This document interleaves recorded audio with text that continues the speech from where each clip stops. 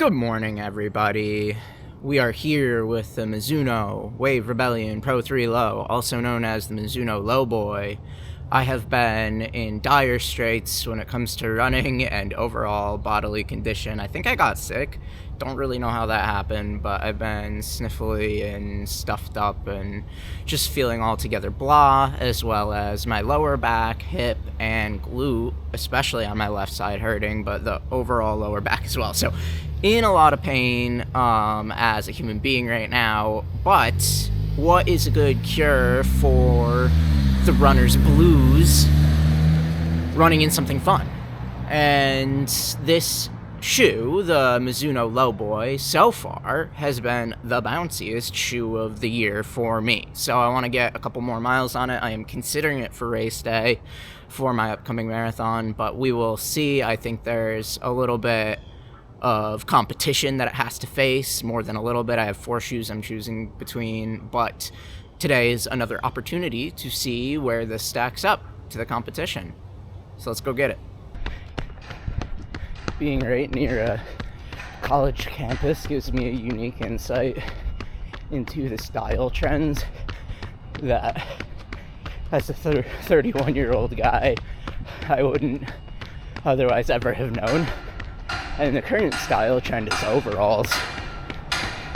I've seen fully 3 people in 2 days, 2 ladies and 1 guy wearing overalls separately. This shoe is truly a bounce factory. Even when you're landing fully on the forefoot, it definitely has that like compressive mattress feel, or like you're bouncing along on springs. Definitely feels like a little bit of cheating. And then you put it on the track, and I've said this before about carbon shoes on the track not creating as much of a cushion as like if you had a daily trainer, you hop on the track, you can notice it even more. And that is true, but this is still accentuating the bounce in the Mizuno Wave Rebellion Pro 3 Low. Boy. I think today my strategy is going to be to stick to flat ground, because I know that your glutes are loaded the most when you're going uphill, and I've for sure felt that. The pain that I've been experiencing most keenly while going uphill, which is inconvenient where I live because everything's a hill, even a small one, but the track isn't. So far, this run is going really well. I'm considering switching back to an extra doubles schedule. It doesn't give me enough time in the day to do what I need to do, but it was around the time that I tried to reduce the number of my doubles and start going longer on some of my rest days, or like recovery run days, that I started to have this like massive breakdown in my ability to run. So I'll have to evaluate after this run how I'm feeling if I double today.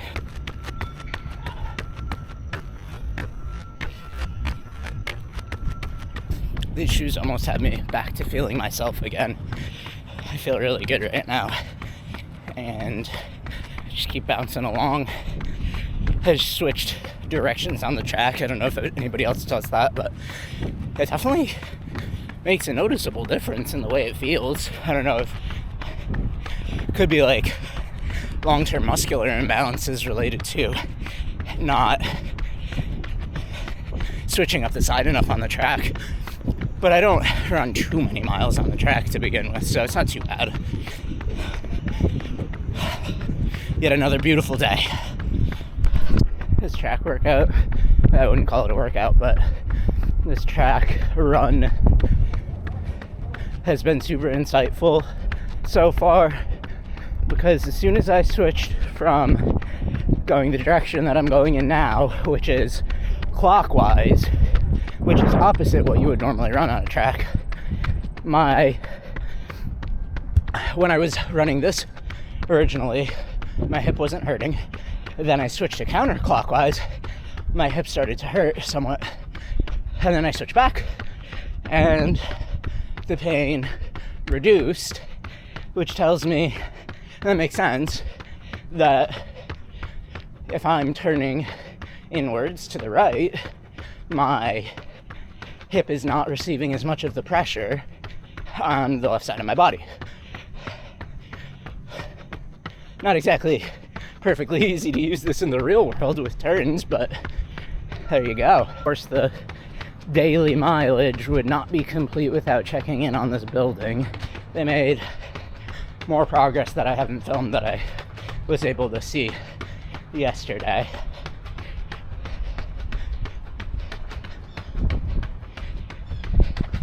This has been one of the better runs that I've had, but I'm still feeling some pain.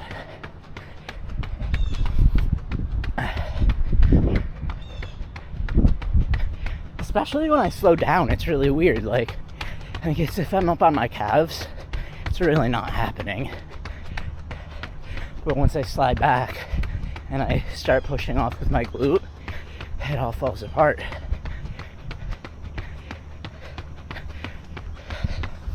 The other thing, this is a smaller one because it's more related just to my particular foot, but I'm getting some like extensor pain on the top of my big toe on my right foot. This happens to me a lot in Adidas shoes. It's strange to me that this is happening right now in these. It's not big, but something to note. Otherwise, I am just bouncing along. Boing, boing, boing.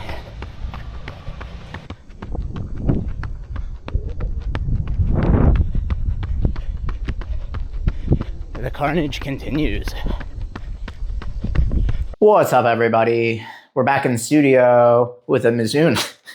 What's up, everybody? We're back in the studio with the Mizuno Wave Rebellion Pro 3 Low. Boy. This was a run that started out really well. I've been dealing with some pretty immense pain in my hip and glute, and it's extended into the lower back. And for the first like 6.5 out of 8 miles, 9 miles today, it was fine. And then I started to have the same pain creep back in. The good news is it doesn't have anything to do with the shoe. The shoe is great, bouncy, protective, both in the forefoot and through the entire platform. It's one of the bounciest shoes that I've run in this year, probably ever. It is a little bit unstable for my preferences for a race, and that's probably going to eliminate it from contention for my pick for the marathon upcoming at the end of November. This is still a fantastic shoe, and I think that some people will be able to run in it. It's not the most unstable shoe in the world, for sure. I think that, on a scale of 1 to 10, it's maybe like a 5 in the instability, maybe for racing shoes. So maybe something closer to like a 6.5 out of 10 for unstableness, 10 being the most unstable. When you take into consideration all shoes in the market. But yeah, overall, I really love this. I think that it's going to be something that I turn to for long runs. In the long run, this is going to become a high mileage shoe because of the really nice full coverage outsole. The other one consideration that crept up today more than the other run that I took it on was that my extensor tendon running from my big toe on my right foot was feeling pinched or like slightly painful. This does happen to me sometimes, notably in Adidas shoes. It's never like, extending past a 1 on the pain scale. So it's not something that I pay the most close attention to, and I probably should, to get a better understanding of my body and how it interacts with shoes. But it was happening in the low boy today. I was also on the track and turning a lot on the curves, and I'm wondering if that might have played a role in how I was striking the ground.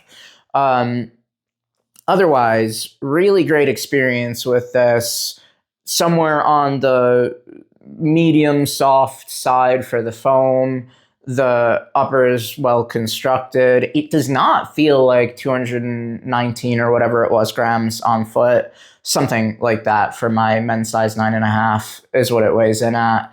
And no, it feels almost to me the same as the Edge Paris, which is, I think, 190 grams. I didn't notice the weight. I mean, it does feel a little like more bottom heavy, somewhat more similar to the Adios Pro 3, though that felt even more bottom heavy, the Adios Pro 3, than this does. So maybe that's where the weight is, and that sensation is where the lack of conversion comes through on foot, where it does not feel like it's as heavy as it is on paper. Yeah, responsive, snappy, bouncy, especially when you hit the midfoot bump, and a really great shoe overall. Thank you all for your attention, and stay in motion.